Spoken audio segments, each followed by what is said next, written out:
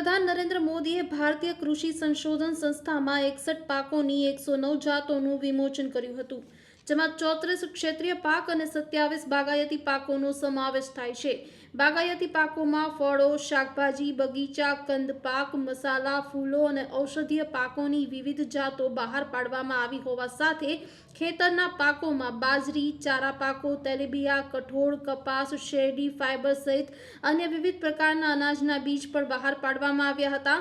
નવી દિલ્હીમાં ભારતીય કૃષિ સંશોધનમાં પાકની 109 ઉચ્ચ ઉપજ આપતી આબોહવા સ્થિતિસ્થાપક અને જૈવ સ્થિતિસ્થાપક જાતોનું વિમોચન કર્યા બાદ પીએમ મોદીએ ખેડૂતો અને વૈજ્ઞાનિકો સાથે પણ વાતચીત કરી હતી.